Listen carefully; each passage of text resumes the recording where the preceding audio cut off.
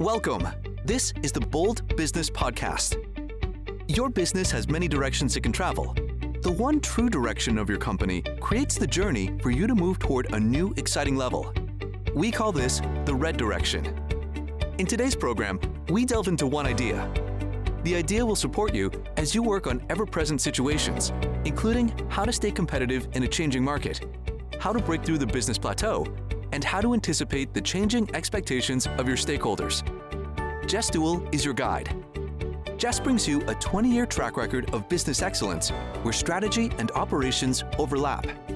Your path comes from consistently working from this special place, your unique true north. Now, here's Jess.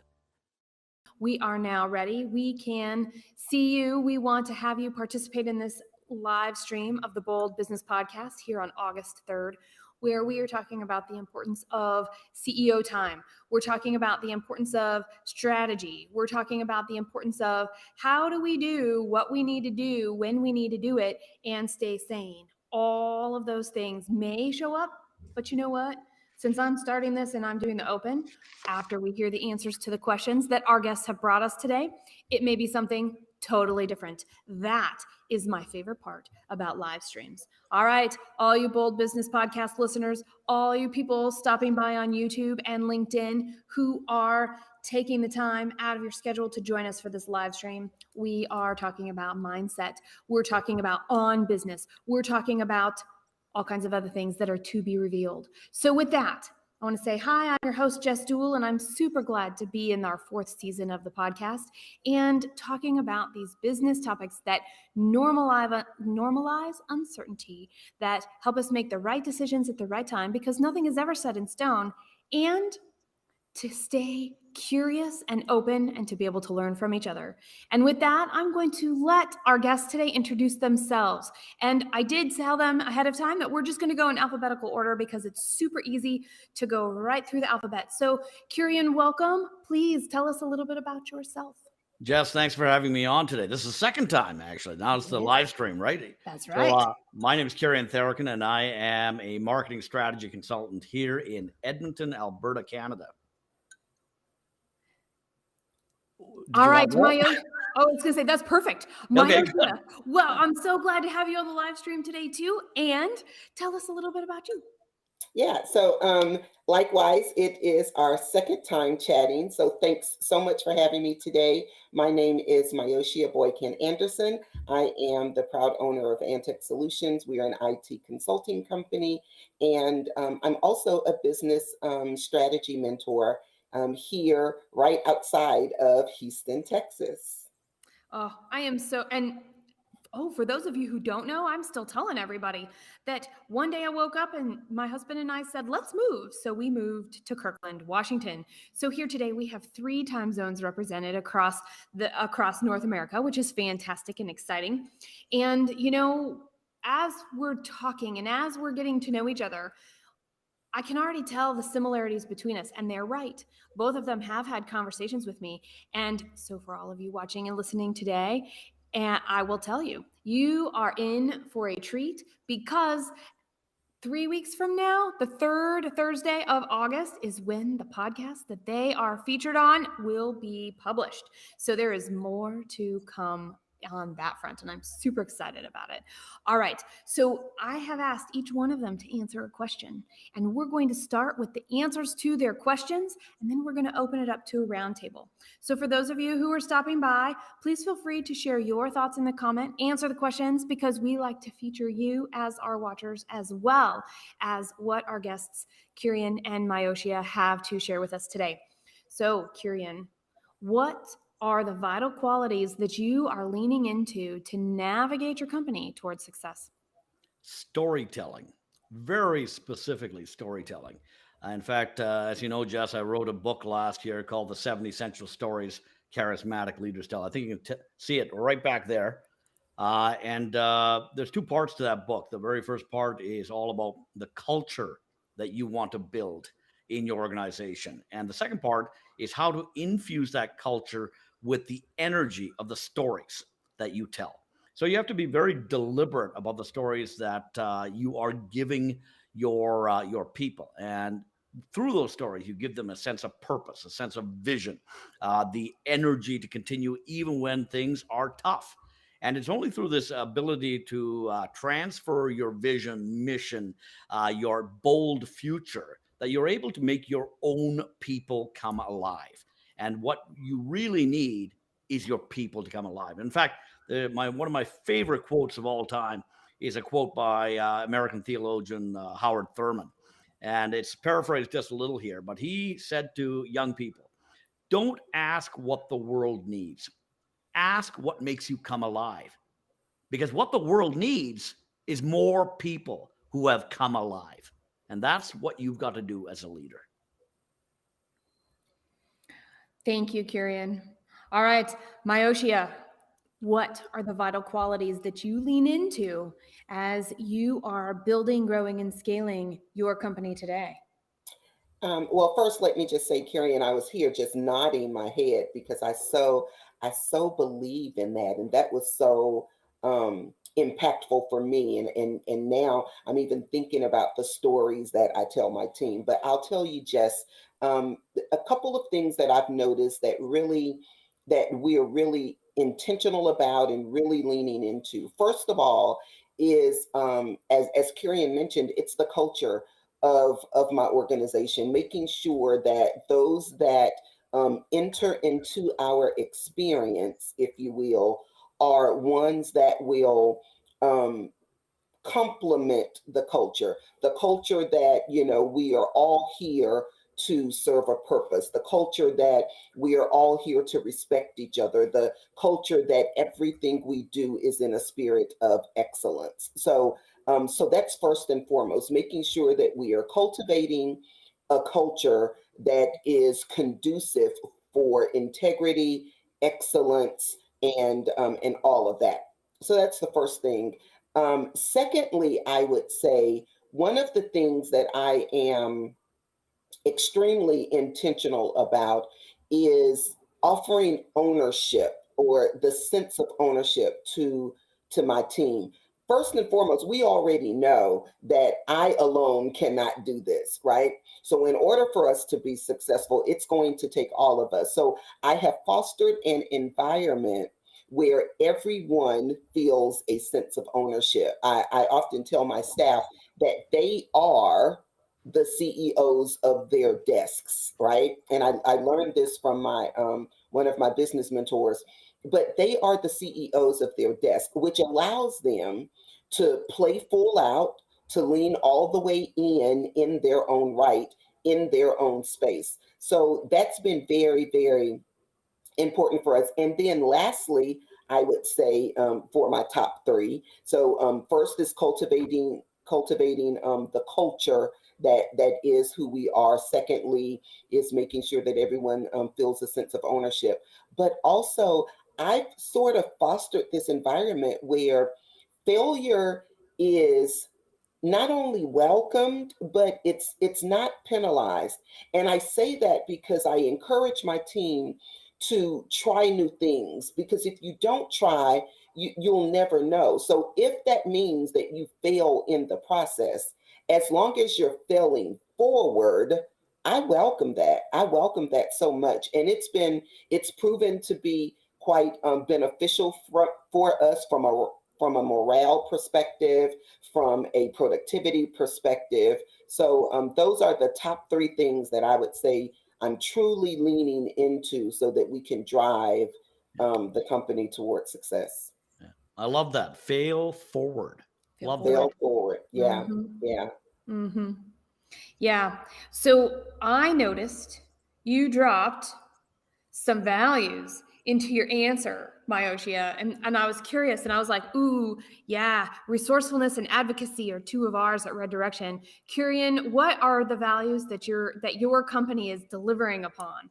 Well, so I'm involved with a few different companies here in Edmonton, and one of them is a digital marketing agency that specializes in the Shopify space, so for Shopify merchants. So we have about 16 people there, so it's not a large team, but it's not a small team either. And it's at the point where we actually brought in an HR consultant to help us develop a clear set of values for the organization. And one of the one of the values is simply this idea of resilience. And this and there's several of them, right? But resilience, positivity, where we are going forward even in the face of whatever frictions maybe is present in the environment. So we are always maintaining that clarity of mind and that positive state, because we are in the energy transfer business. A large part, if you're a consultant, if you are a coach, you are in the energy transfer business. If you're morose, you're despondent, that's going to transfer as well. So what do you want your people to come alive with? And so these values that we have, and I wish I had all the values in front of me right now, but they are now something that we grade our people on. And the grading part is not a fail, pass type of thing. It's rather, are you living the values that we are depending on you as a team member to move this company forward? Interesting. How are you living the values, and you're grading them on that? So I'm guessing, Myoshia, you have something similar to that you're doing. Yeah. Yeah, definitely. And it's so amazing that he said resilience, because that's one of our 4 core values. So my husband is from Jamaica, and in Jamaica, when something is good, they say it's IRE, right? So our values are actually IRE, IRIE. So it's integrity, it's resilience, it's intentionality, and it's excellence. So our values are IRE, and we want to make sure that at all times we are IRE, right? So I'll often ask my team during our daily stand-ups, how are we? Are we IRE, right?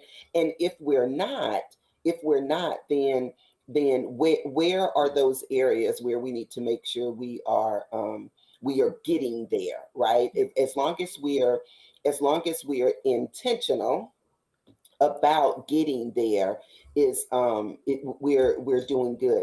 I love the idea of asking the question, and not just asking it, because I truly believe that we shouldn't just be hearers only, but doers as well.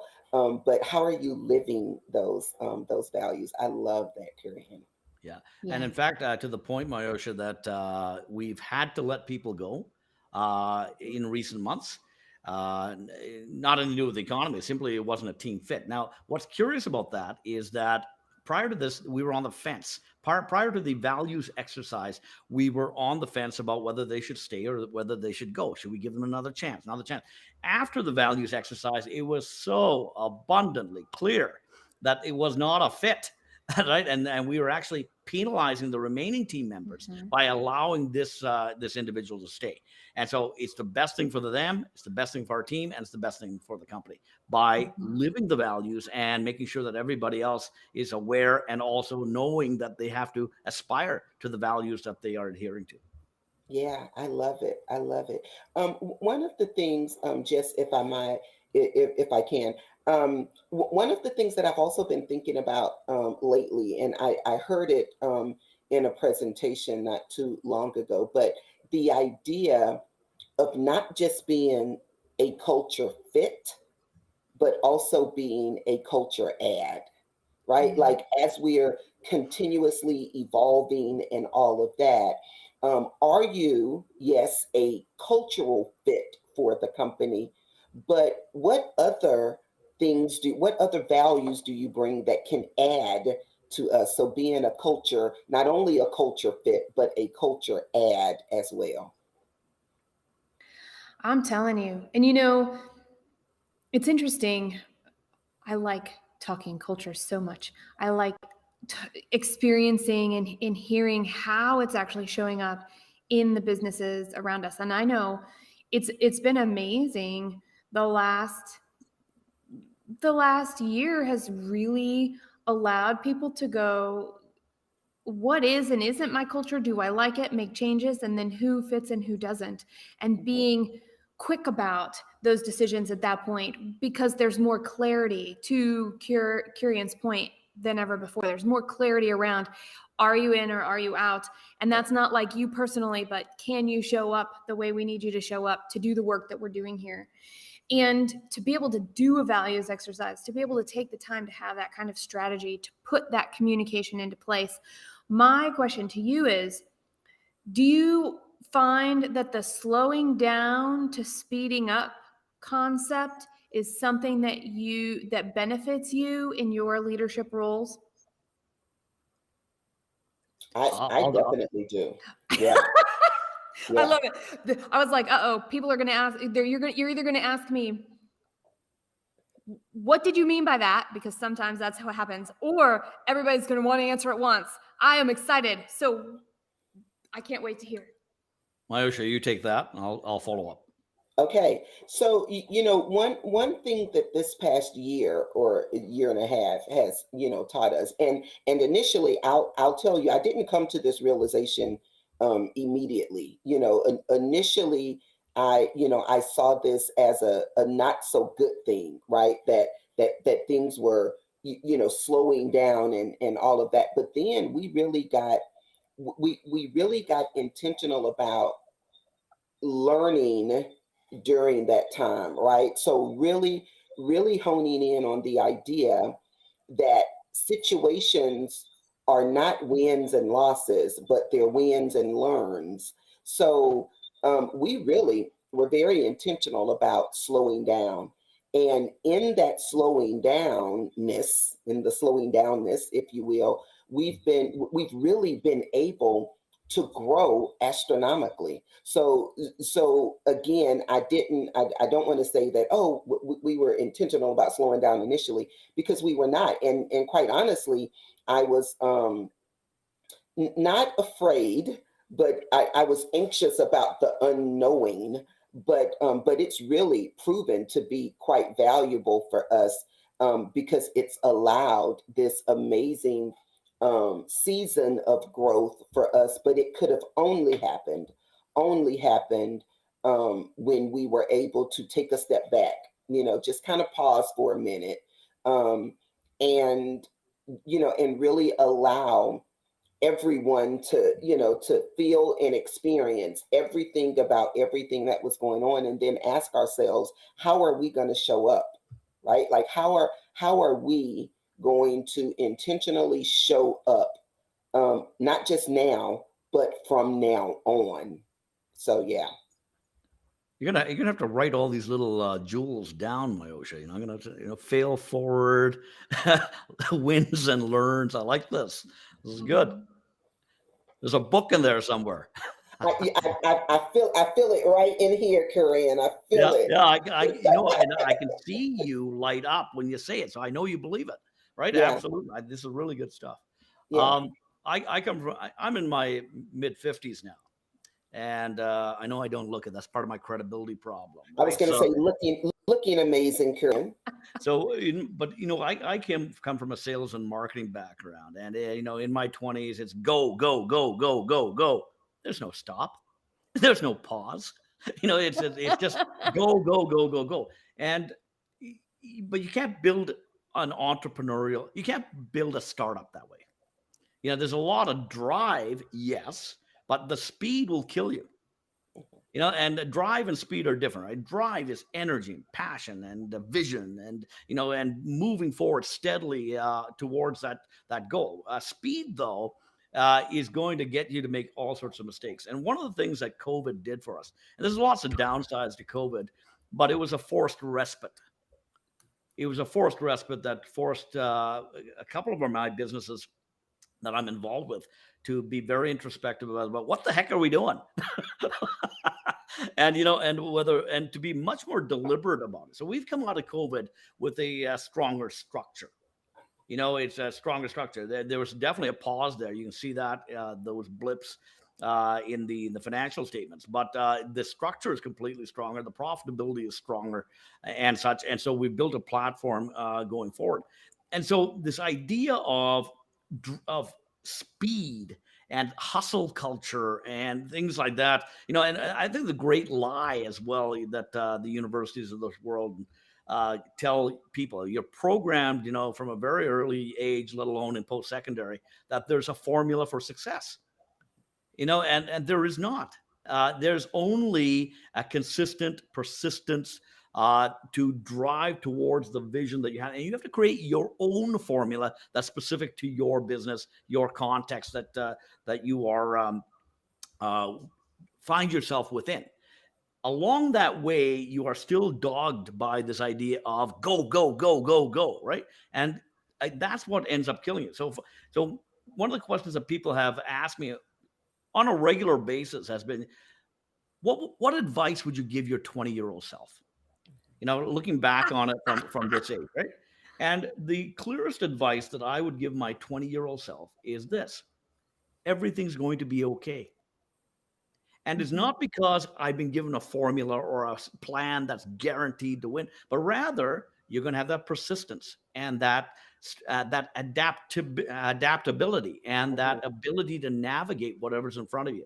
And I am almost dead certain the three of us, have that kind of confidence. We don't know what the economy is going to bring in the next 6 months, but we have a confidence in ourselves that we'll be able to navigate that. And that's the definition, I think, of my maturity today compared to my go, go, go attitude when I was in my 20s. Okay, now I got to know, Myoshia, do you have some advice you'd give your 20-year-old self? It's simply, girl, trust yourself. Like Right. literally, girl, trust yourself. Because I spent a lot of time in my 20s not doing that. And if I could just go back and help her, that is the greatest piece of help that I can offer to my 20-year-old self. And it's literally trust yourself.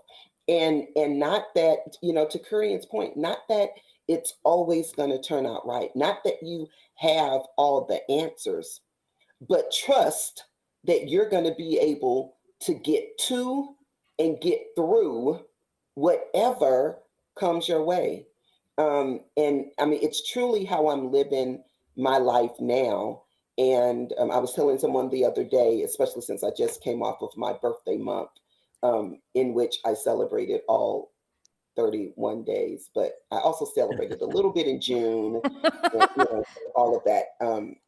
But really just understanding that life is going to happen regardless. Yeah.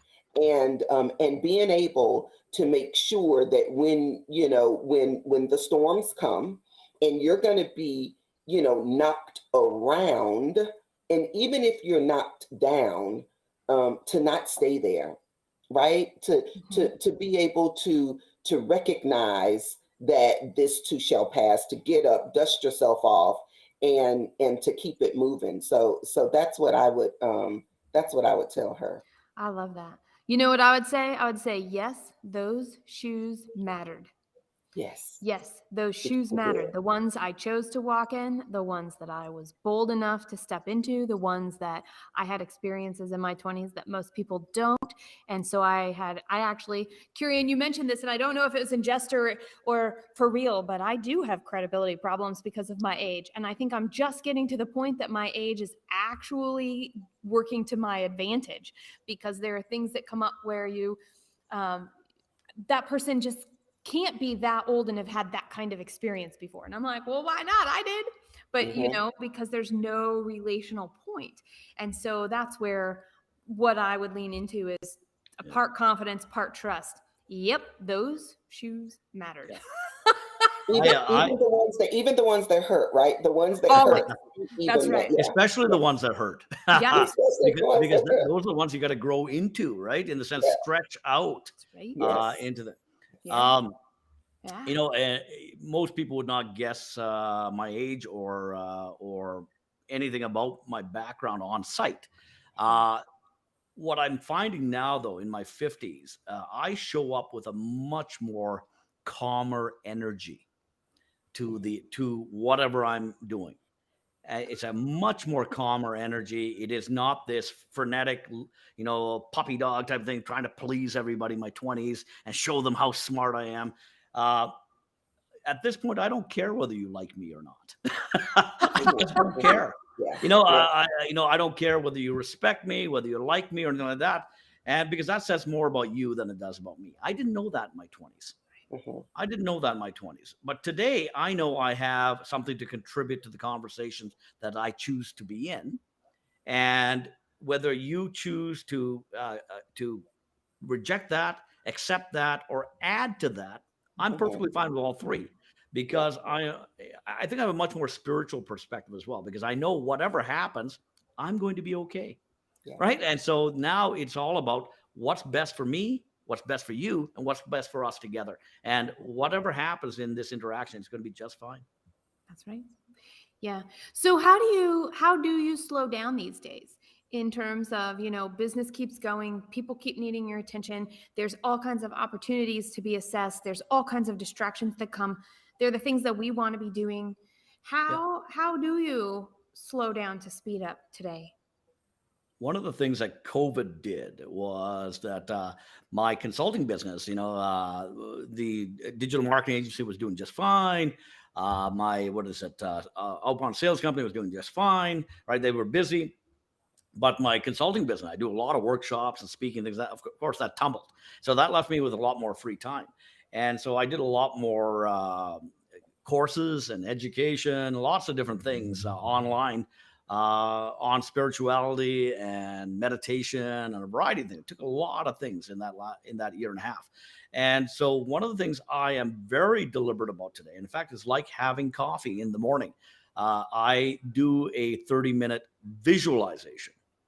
And I find this might be anathema to some people, but I find meditation kind of boring, and I'm not very good at it. Trying to calm my mind down to zero, right? I am terrible at that, and I find it boring.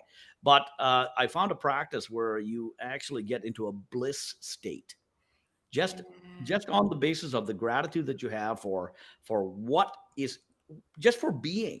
And knowing that you're going to be okay, and knowing that you've come this far by not trying to game the system. And you get into this bliss state because you're going to be just fine, because you're always going to be just fine. Right. And so this bliss state happens. And then through that process, and sometimes it's 20 minutes and sometimes it's 25. Right. And then, but in that, you visualize your intentions for the kind of life you want to live, and the kind of business you want to create, and the kind of opportunities you want to provide for your people, and all those kinds of things. And to the point today that it would be like walking outside naked if I didn't do that in the morning. And you don't want to see me naked, right? But it would be like that. So it's just like, one of the very first things I do when I wake up before the mind gets active. That's brilliant. How about for you, Myoshia? I love that. So I do almost the same. I am very intentional about starting my day with prayer and meditation, and part of that here recently has been the art of setting my intentions, and really recognizing what those intentions are, and then just truly resting on Jeremiah 29:11 that says, "For I know the plans I have for you, and they are plans to prosper you and not to harm you." So I already know that there's already a plan of prosperity for me and my life. And that means prosperity in my marriage, prosperity in my health, which I am continuously working on. So I'm trying to swim in the morning, and I'm trying to ride my Peloton, and I'm trying to do all the things, right? But it's prosperity all around, in my marriage, in my health, as a mother, as a sister, as a CEO, as a friend, just prosperity all the way around. So really meditating on that, and in that time of prayer and communication, back to God, really being cognizant of what my intentions are, and recognizing that that yesterday is no more, and tomorrow will definitely have enough problems of its own. So really just focusing on the day, and trying to stay in the moment. But I'll tell you, one of the things that I've really mastered these days is the art of saying no. And I can say it a lot of different ways, and I have mastered it. No, now, just all of that, right? Hell no, but just all of it. But really being able to say no. I recognized how much I didn't say that, and not because I wanted to say yes, but I didn't want to say no to people and things and stuff. And I just learned how to say no. And in doing that,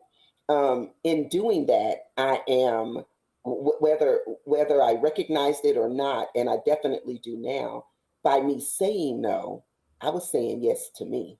Mm-hmm. So that became something that I just do now. And it made it easier that I moved out to the lake as well, because now I am an hour and 45 minutes from anything. So I don't have to be consumed with feeling like I have to say yes to stuff, because it's quite easy for me to say, nope, not going to be able to do it. I'm an hour and 45 minutes away. Sorry. But yeah. That's interesting. And I put a requirement on myself for a period of time. My first quarter goals for 2021 was to consciously say no 3 times a day to things that were coming in, because I was saying no in okay amounts.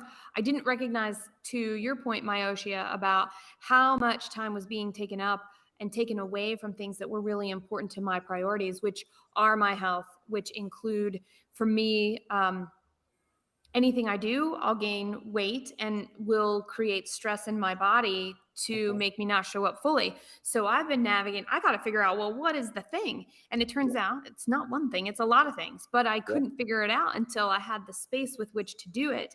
And saying no is a great thing. Saying no to, no, I'm not going to watch the second episode or the next episode of that show back to the one I just did. No, I am not going to go to that particular event. Now, when I make a commitment, I do honor my past self and say, I did make that commitment unless I am sick or somebody, I have an emergency in my family, I will be there, because I do believe in commitment. So I'm not changing my schedule from that was set in the past. I'm really thinking about right now for the future. And that's actually a present piece. And so that's one of the things that I really have been focusing in on, of how do I slow down? I'm really present. What can I do to be right here, right now, and only be thinking about this, only being here with you, which allows me to go deeper with you, to be fully connected with you, even though we're in 3 different parts of North America.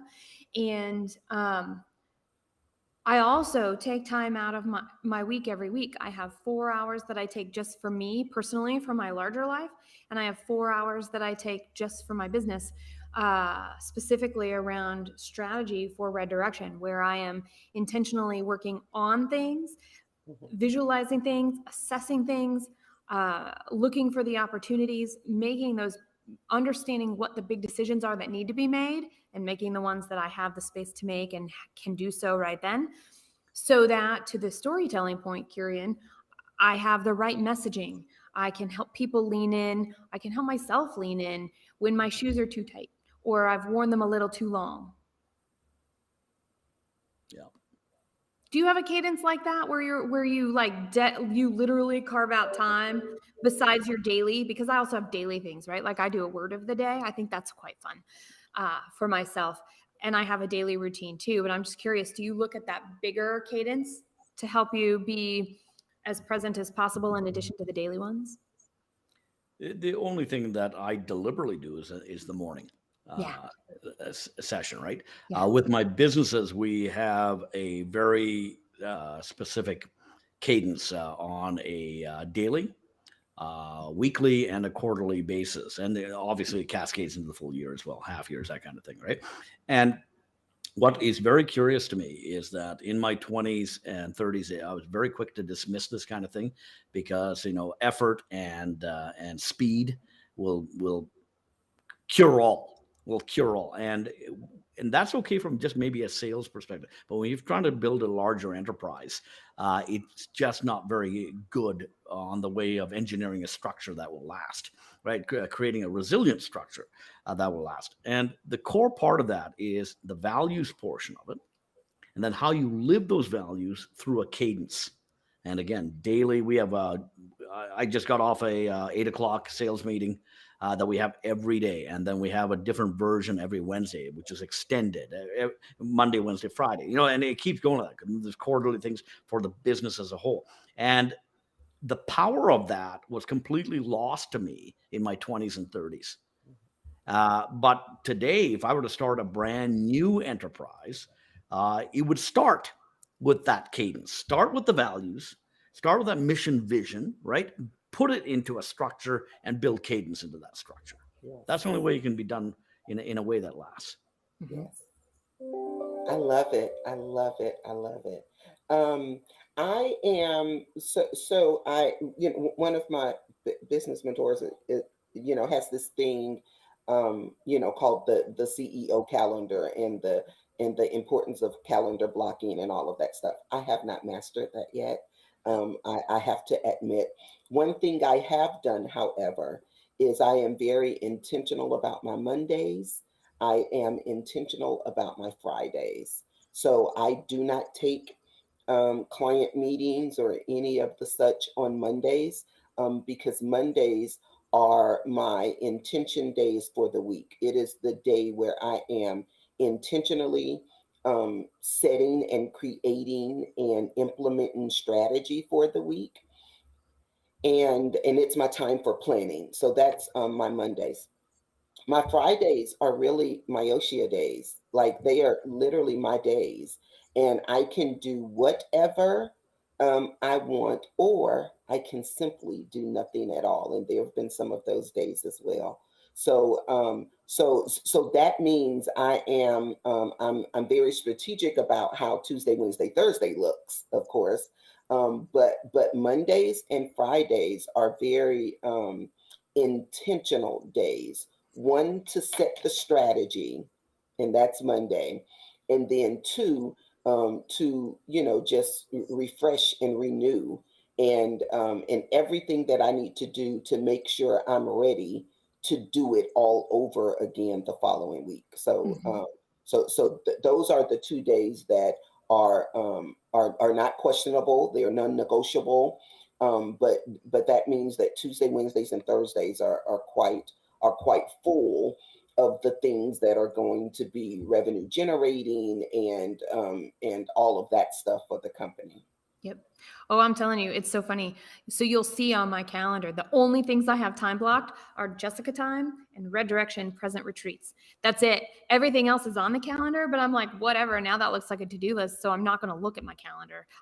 And so to the point of I'm listening to each of you, and I'm also evaluating myself and all of that. And we have 3 different ways to approach the skill we use, when we use it, how we use it, to be present, to be intentional, to be deliberate, to be able to know what we're doing and when we're doing it, and that we should be doing it at all. Because I have to tell you, when I find out I've been doing stuff that I really didn't need to be doing, or I wasn't as intentional as I could have been, so there's not the result, or there were actually cues there that was not really good for whatever the situation was. It was not a right now, and sometimes it was a never, but we went forward anyway for whatever reason. Those are the types of learnings that I'm just like, how cool is it? And what I have found is that one block of time that, to your Mondays, mine is also on a Monday. I call them present retreats. Sometimes they last all day. But I have a commitment of a minimum of 4 hours. But the point being is, how do you use that and create spaciousness? And I heard that from both of you, that whatever structure you have, the purpose of that particular structure for that intentionally on business time, as little or as big, for self or for business, its purpose, an outcome of that is to have spaciousness with which to see more, do more, experience more, structure more. Some of us would like to do that, right? Is that what you're taking away? Do you have things that you would add to that? There's a line, I think, from an ancient religious text. I think Krishna may have said it or something like that. I'm not a follower of Hinduism, but it's a very poignant line. And it's about equanimity. And equanimity is a leader's greatest gift to their people, as a calm, cool, collected mind, regardless of the situation. And, and unless you possess that calm, cool collectedness, you can't possibly analyze, assess, understand the context and the proper strategy to deploy and how to deploy that strategy, because you do not, you're consumed by emotion. You're consumed by stress, anger, fear, hate, whatever it is. Those aren't proper foundations for proper decision making. And so this equanimity is, I think, what you're saying by spaciousness, this idea of a calm space in your mind where all of these things can coalesce, so that you can see with clarity what is really going on instead of what appears to be going on. Mm-hmm. Yeah, I love that, Kurian. I love it. Well said, both of you guys. I literally just agree with it all. It's almost like you have to step back and step up so that you could look down on what's really going on. And until you allow the space for that, you're going to always be in the midst of it. So you're going to remain in this reactive state as opposed to being, proactive. So these days are intended for me to be proactive about what's about to happen. So that I don't find myself as much as possible, because again, like I mentioned earlier, life is going to happen, right? But the more and more you practice on having that time and having those intentional spaces, the more and more you practice that, the more you find your ability to be better even in your reactive state, right? So yeah. Every week I try and put out a quote of the week, the Kurian M. Tharakan quote of the week. I love it. I'm trying to promote the book through that. But it's just realizations that I've had during the course of the week or the month or whatever. Somebody said something and, wow, that's a fundamental truth. And I put it out on LinkedIn. And Myoshia, you and I will have to definitely connect on LinkedIn after this. Definitely. I think Jess and I are already there. But this particular quote of the week, I think, speaks to what we're talking about now. And that is that in every situation, we have the opportunity to either react or respond.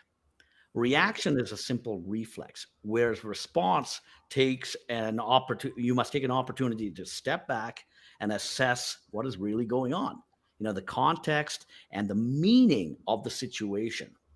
Reaction is a natural part of who you are, but response, the ability to proactively respond, is factory aftermarket, not factory installed software. It's aftermarket software where most of us have forgotten to install.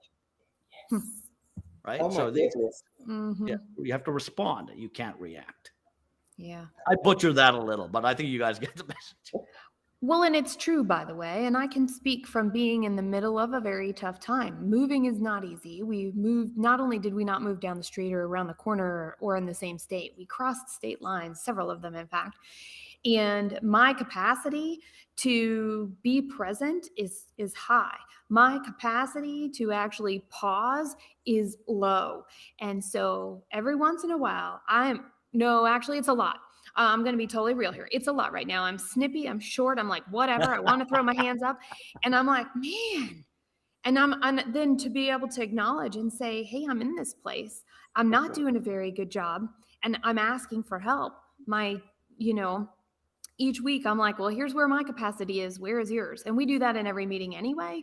I'm actually more aware of it at the moment, because if I have to make decisions quickly, I am not going to do a much poorer job right now. So anything I can do to put off making a decision to my buckets of daytime things that I have, the better off I am, because I have to maximize the capacity that I have today and recognize it's not my regular capacity.